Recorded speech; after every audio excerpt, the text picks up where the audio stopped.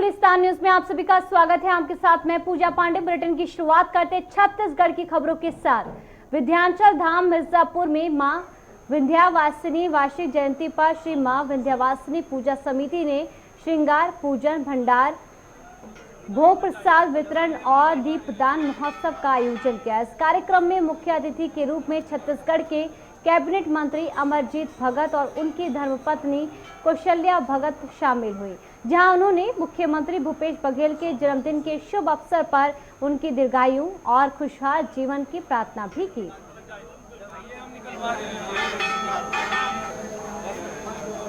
तो तस्वीर ये आपको रायपुर से दिखा रहे हैं, जहां पर विंध्याचल धाम मिर्जापुर में मां विंध्यवासिनी धार्मिक जयंती पर श्री मां विंध्यवासिनी पूजा समिति ने श्रृंगार पूजन भंडारा भोग प्रसाद वितरण और दीपदान महोत्सव का आयोजन किया। कार्यक्रम में मुख्य अतिथि के रूप में छत्तीसगढ़ के कैबिनेट मंत्री अमरजीत भगत और उनकी धर्मपत्नी कौशल्या भगत शामिल हुए।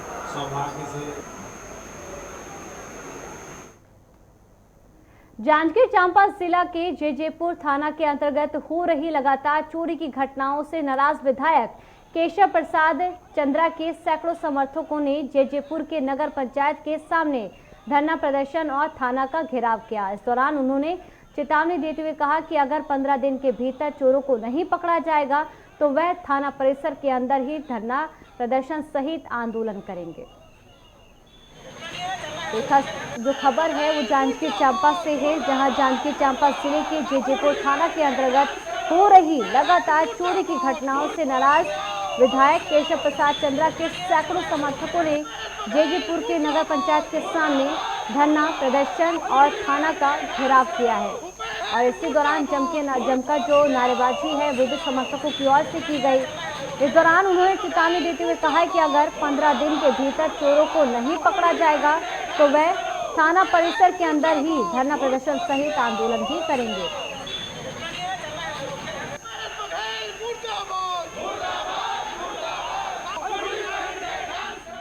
है 15 दिन में कुछ नहीं हुआ तो इससे बड़ा आंदोलन होगा।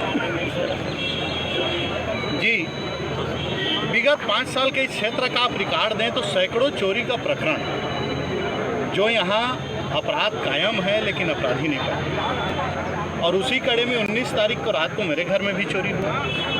2 तारीख को मेरे निज सहायक के घर का ताला टूटा और अभी 2 दिन पहले जयजेपुर के पार्षद की दुकान का ताला टूटा। पुलिस चाहे जितना भी बोल दें हम सक्रिय हैं, हम काम कर रहे हैं, लेकिन ये उजागर करता है उसकी निष्क्रियता को। और जब क्षेत्र के लोग आंदोलित हो गए, अपने आप को असुरक्षित महसूस करने लगे तो ये आंदोलन का रूप आया। और ये आंदोलन ऐसे नहीं आया, हमारे कार्यकर्ता लोग पहले थाना में ज्ञापन दिए। 12 तारीख को यहाँ से 100 लोग जा कर के एसपी साहब को, जिला के कलेक्टर साहब को ज्ञापन दिए। फिर भी इनकी सक्रियता हमको कहीं नज़र नहीं आई। अगर सक्रियता रहता, गश्त करते तो मेन रोड पे जो है जयजेपुर में अगला ताला नहीं टूटता। और ये दुर्भाग्य की बात है कि जयजेपुर थाना का प्रभारी, उसके थाना में कितने स्टाफ हैं और कितने की कमी है ये बता पाने की स्थिति पे नहीं है।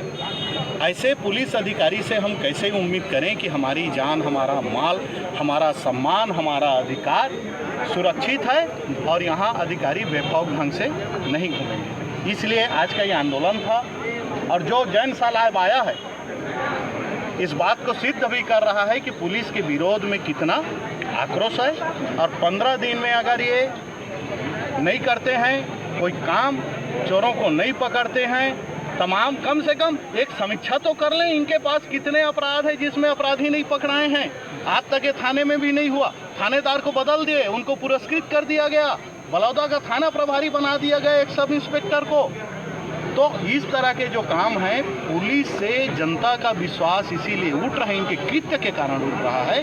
15 दिन में अगर ये जांच नहीं करते हैं तो माननीय हमारे नेता, प्रदेश के प्रभारी माननीय रत्नाकर साहब ने 15 दिन के बाद उग्र आंदोलन की चेतावनी दी है। और हम उस दिन पंडाल लगा करके कोई खर्चा नहीं करेंगे, बल्कि इस थाना के पंडाल में बैठ करके यहीं भोजन करके उस आंदोलन को निरंतर जो है जारी रखेंगे। कबीरधाम जिले के पंडरिया ब्लॉक के नया खैर झिट्टी सेवा सहकारी समिति के प्रबंधक शत्रुघ्न चंद्राकार के ऊपर 17 लाख रुपए गबन करने का आरोप लगाते हुए किसानों ने कलेक्टर से जमा किए पैसा वापस दिलाने और सोसाइटी प्रबंधक पर कार्रवाई करने की मांग की है। वहीं अब इस मामले को गंभीरता से लेते हुए कलेक्टर जनमेजय महबूबे ने तत्काल जांच कराने का आदेश दे दिया है और सही पाने पर सोसाइटी प्रबंधक पर कार्रवाई करने का भरोसा भी दिया है।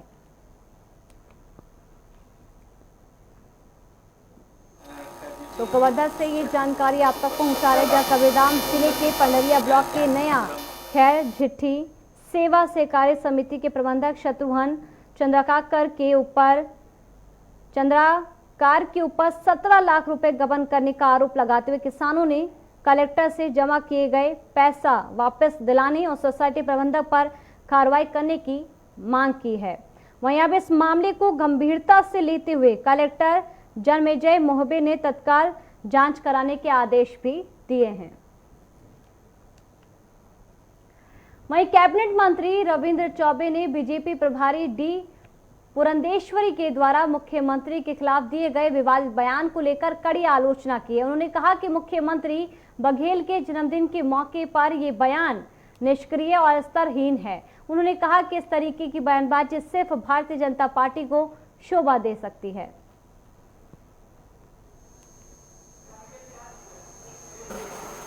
हमेशा जिस तरीके से बयानबाजी करती हैं, मातृशक्ति का हम सम्मान करते हैं, उनके खिलाफ मैं कुछ नहीं बोलना चाहता, लेकिन निकृष्ट और स्तरहीन राजनीति का बयान हमने उसको महसूस किया। कल माननीय मुख्यमंत्री जी का जन्मदिन था और ऐसे दिन में इस प्रकार के बयानबाजी मैं ऐसा समझता हूं कि भारतीय जनता पार्टी को ही शोभा दे सकती है, राजनीति में अन्य किसी को शोभा नहीं दे सकती। 3 मुद्दे हैं मित्रों उनके। एक तो बेरोजगारों की बेरोजगारी की स्थिति, दूसरा प्रदेश में रोजगार के अवसर के बारे में वो बात कर रहे हैं, और तीसरा वादा खिलाफ, सरकार की वादा खिलाफ। मैं तो उनको सलाह देना चाहता हूं, ये तीनों मुद्दों को लेकर के अपने ही झंडे में दिल्ली की सरकार के खिलाफ उनको आंदोलन करना चाहिए। 2 करोड़ लोगों को रोजगार देने का वादा किसने किया? कैबिनेट मंत्री रविंद्र चौबे ने आज कांग्रेस मुख्यालय राजीव भवन में बीजेपी के द्वारा बेरोजगारी को लेकर हो रहे प्रदर्शन को लेकर प्रेस कॉन्फ्रेंस की। इस मौके पर कैबिनेट मंत्री डॉक्टर शिव कुमार डहरिया, प्रभारी महामंत्री अमरजीत चावला, विभाग के अध्यक्ष सुशील आनंद शुक्ला सहित कांग्रेस के वरिष्ठ नेता मौजूद रहे। वहीं कैबिनेट मंत्री रविंद्र चौबे ने बीजेपी पर आरोप लगाते हुए कहा कि बीजेपी की ओर से जो कैंप चलाया गया है वह पूरी तरह से फ्लॉप है और आज का प्रदर्शन निरर्थक है।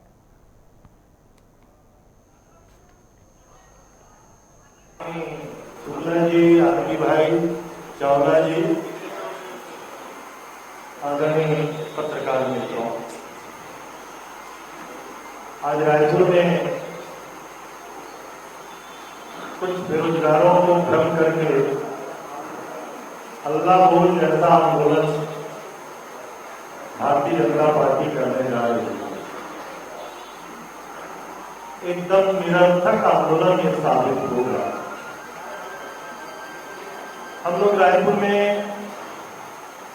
विगत 45 साल से राजनीति देख रहे हैं। सभाएं बड़ी बड़ी हुई है, मैदान की कैपेसिटी के अनुसार सभाओं का आकलन किया जाता है। 4-5 लाख लोग अगर इकट्ठे होते हैं तो राजोत्सव मैदान का चयन किया जाता है। 1-1.5 लाख लोग इकट्ठे होते हैं तो पंच कलेक्टर मैदान चयन किया जाता है। कैबिनेट मंत्री डॉक्टर शिव कुमार डहरिया ने बीजेपी प्रदेश प्रभारी डी पुरंदेश्वरी के द्वारा मुख्यमंत्री भूपेश बघेल के खिलाफ दिए गए सर के 1000 टुकड़ों में बांटे जाएंगे बयान को लेकर कड़ी आपत्ति जताई है। वहीं उन्होंने आलोचना करते हुए कहा कि बीजेपी प्रभारी डी पुरंदेश्वरी और अजय जामवाल के आने के बाद जिस तरह की राजनीति चल रही है उससे भारतीय जनता पार्टी गर्त में जाने वाली है। उन्होंने ये भी कहा कि डी पुरंदेश्वरी बोल रही हैं मुख्यमंत्री के सर के 1000 टुकड़े हो जाएंगे। क्या बीजेपी कोई षड्यंत्र रच रही है? जिस तरीके से राजीव गांधी को बम से उड़ाया गया था।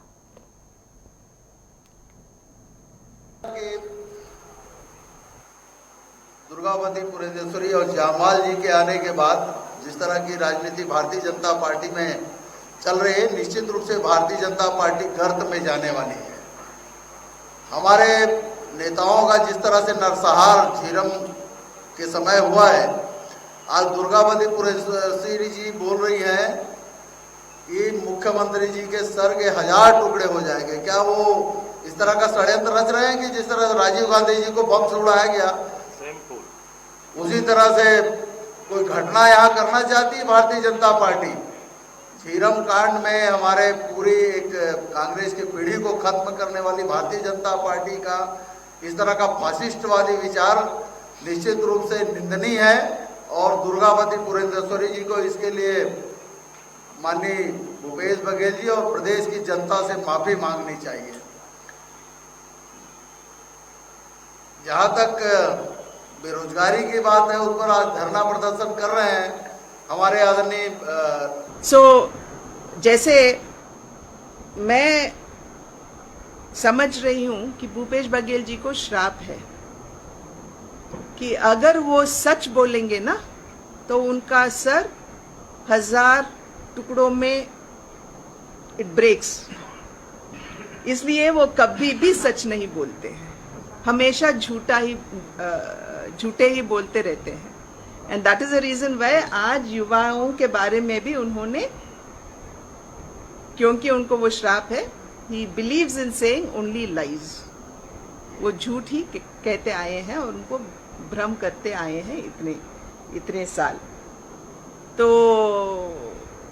जैसे अभी मैं यहाँ तो 3 सालों में लगभग 20,000 लोगों ने आत्महत्या की और इनमें से 50% यानी कि 10,000 युवा आत्महत्या किए थे। और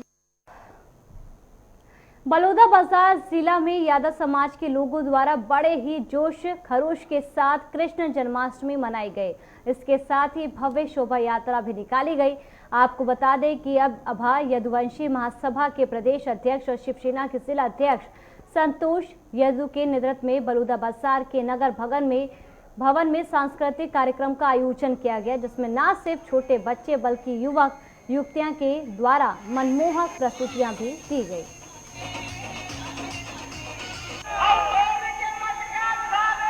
तो देखिए, श्री कृष्ण जन्माष्टमी के पर्व पर ये शोभा यात्रा जिसमें तमाम लोगों की मौजूदगी नजर आई। आपको जानकारी दे दें,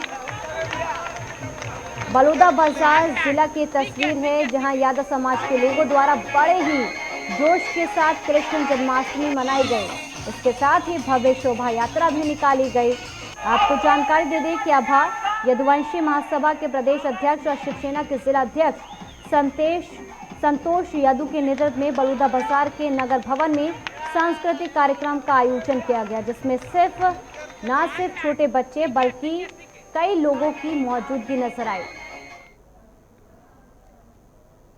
बीजेपी के द्वारा बेरोजगारी को लेकर किए जा रहे हल्ला बोल आंदोलन में शामिल होने बीजेपी युवा मोर्चा के राष्ट्रीय अध्यक्ष और सांसद तेजस्वी सूर्या रायपुर पहुंचे। इस मौके पर युवा मोर्चा के कार्यकर्ताओं ने ढोल नगाड़े और फूल मालाओं के साथ उनका जोरदार स्वागत किया। वहीं उन्होंने भूपेश बघेल पर निशाना साधते हुए कड़े तेवर में कहा कि Bhupesh Baghel, your time is up, packs your bag and leave for home. इसके साथ आगे उन्होंने कहा कि छत्तीसगढ़ के युवाओं ने भूपेश सरकार को उखाड़ फेंकने का संकल्प लिया है।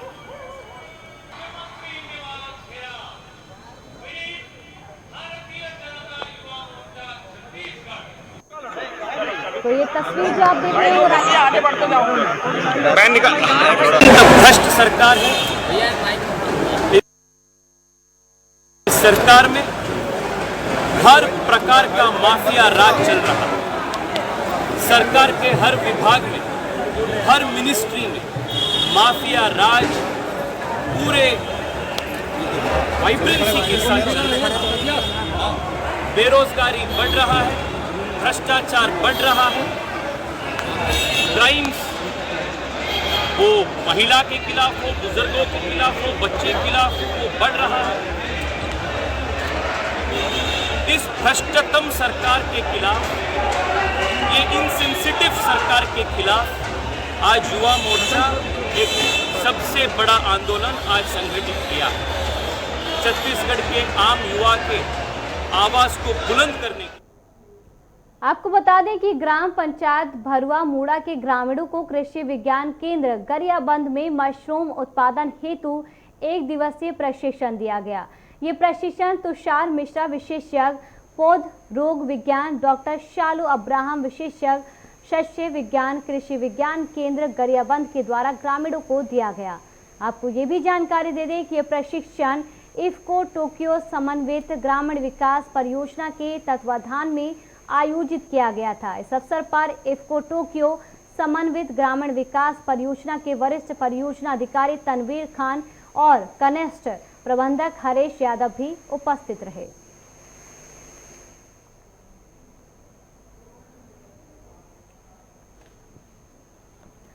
छत्तीसगढ़ अधिकारी कर्मचारी फेडरेशन द्वारा केंद्र के समान महंगाई भत्ता और गृह भाड़ा भत्ता को लेकर अनिश्चितकालीन धरना प्रदर्शन किया जा रहा है। इसी क्रम में नगर निगम के अधिकारी कर्मचारी भी निगम परिसर पर ही मंगलवार को हड़ताल पर बैठ गए हैं और अपनी मांगों को लेकर आवाज बुलंद कर रहे हैं। आपको बता दें कि निगम में हर दिन काफी संख्या में लोग अपने किसी न किसी काम के लिए पहुंचते हैं, लेकिन काम नहीं होने से लोगों को मायूस होकर वापस लौटना पड़ रहा है। निगम कर्मचारियों के हड़ताल पर चले जाने से निगम के कई काम प्रभावित भी होने लगे हैं।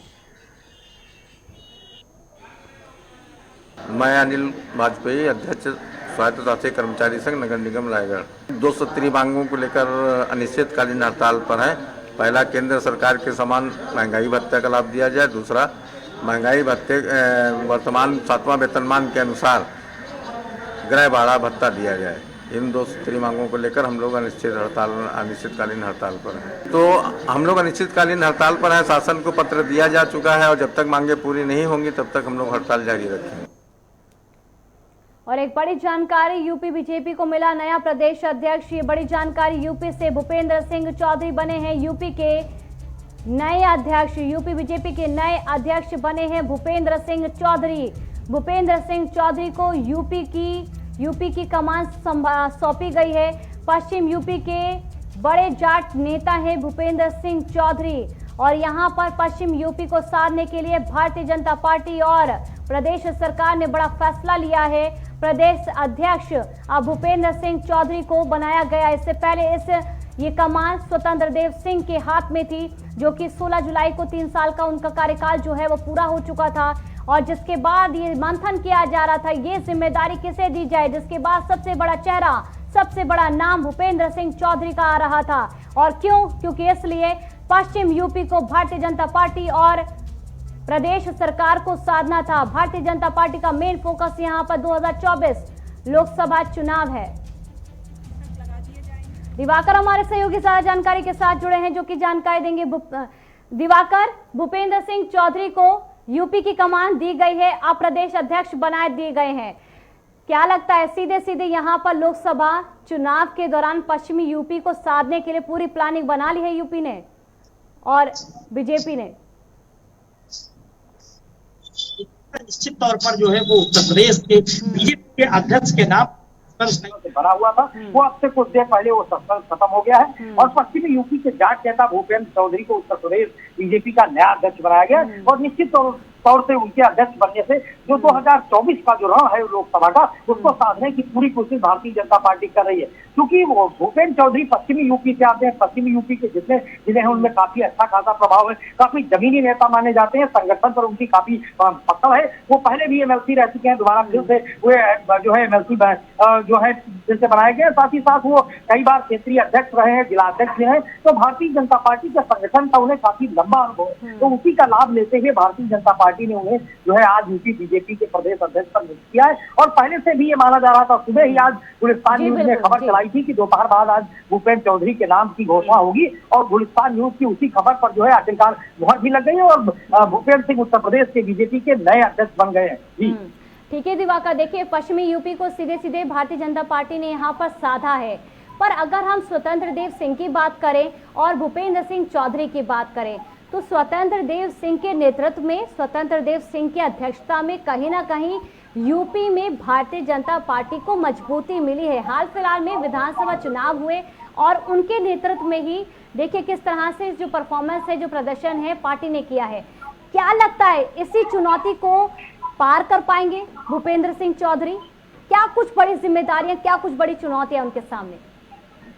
देखिए पूजा, निश्चित तौर पर के पास के सामने जो सबसे बड़ा रण होगा वो 2024 का लोकसभा चुनाव होगा। लेकिन क्योंकि उत्तर प्रदेश में मुख्यमंत्री पूर्वी उत्तर प्रदेश से आते हैं, उप मुख्यमंत्री जो है वो पूर्वी उत्तर प्रदेश से आते हैं, तो निश्चित रूप से अब संगठन का जो बड़ा पदाध्यक्ष का है वो पश्चिमी यूपी को दिया गया है। तो इससे कहीं ना कहीं भारतीय जनता पार्टी एक तरफ क्षेत्रीय समीकरण भी साध रही तो जातीय समीकरण भी साध रही, क्योंकि किसान आंदोलन जो है वो पश्चिमी यूपी का जो केंद्र रहा था, पश्चिमी यूपी के जो किसान है वही किसान आंदोलन में सबसे ज्यादा जो है आगे आए थे। तो उसको लेकर के कहीं कहीं जो किसानों के बीच फाइट बनाने की कोशिश भी भारतीय जनता पार्टी ने की है। और इस प्रकार ये तो भूपेंद्र चौधरी जो कि जाट नेता है, उनके जरिए भारतीय जनता पार्टी ने कई जातियों और कई क्षेत्रीय समीकरण साधने की कोशिश की है। साथ ही साथ 2022 के जो विधानसभा के चुनाव रहे उसमें सबसे ज्यादा नुकसान अगर किसी क्षेत्र में हुआ है तो भारतीय जनता पार्टी को पश्चिमी उत्तर प्रदेश में ही हुआ है। चाहे सहारनपुर ले लें, बिजनौर ले लें, अमरोहा ले लें, ये कई ऐसे जिले रहे जहां भारतीय जनता पार्टी को उतनी सफलता नहीं मिल पाई जितनी सफलता वो मान रही थी। तो इसी को लेकर के कहीं ना कहीं पश्चिमी उत्तर प्रदेश को भी ये साधने की कोशिश की गई। और क्योंकि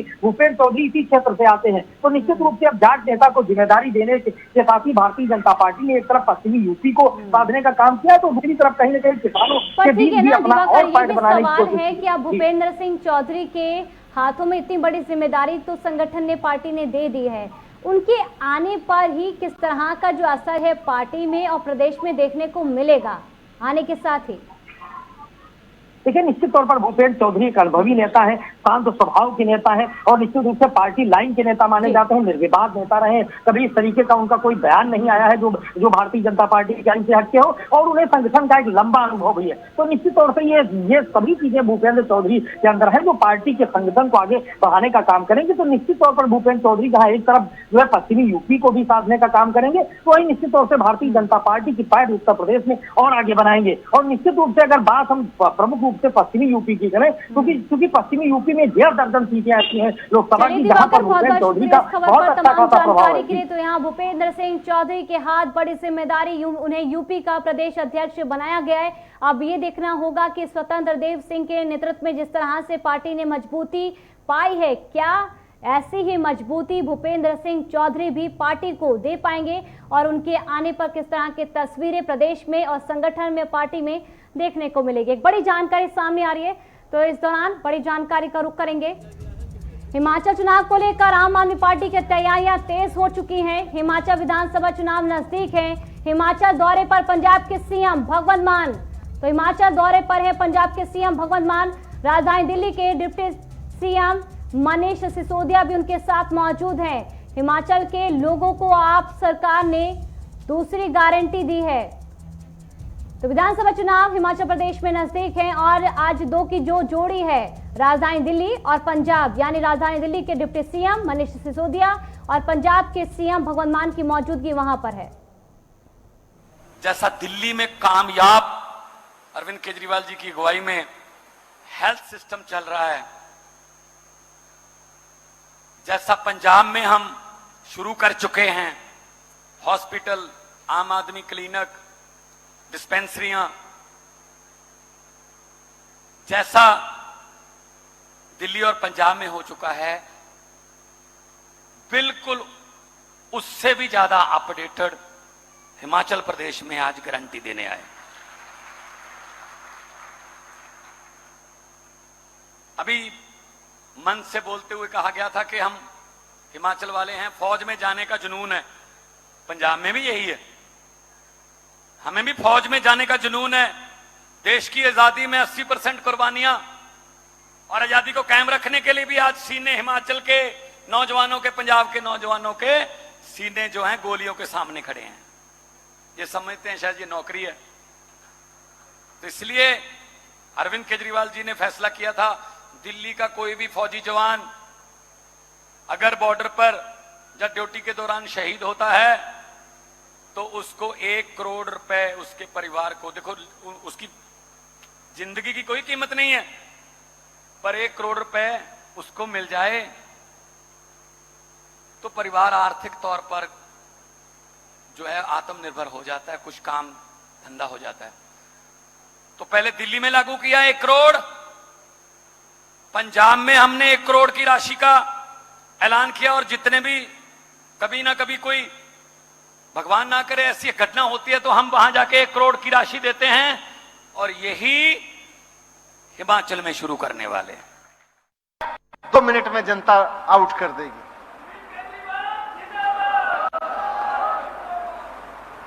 आज पिछले 7 साल से दिल्ली में अरविंद केजरीवाल जी के नेतृत्व में में दिल्ली सरकार काम कर रही है। वहां शिक्षा पे काम किया है, स्वास्थ्य पे काम किया, रोजगार पे काम किया, महंगाई से लड़ने में लोगों की मदद पे काम किया। इतनी महंगाई में बहुत सारी योजनाएं ऐसी बनाई हैं जिससे महंगाई से लड़ने में मदद मिल रही है। बच्चों की पढ़ाई के लिए ऐसी व्यवस्था कर दी है जैसी 75 साल में कहीं नहीं हुई। आज दिल्ली में हुआ है, अब पंजाब में हो रहा है, और आने वाले समय में हिमाचल में भी होगा। हिमाचल में होगा इसमें। दिल्ली में अभी यहां सुरजीत भाई बात रख रहे थे कि किस तरह से हिमाचल प्रदेश में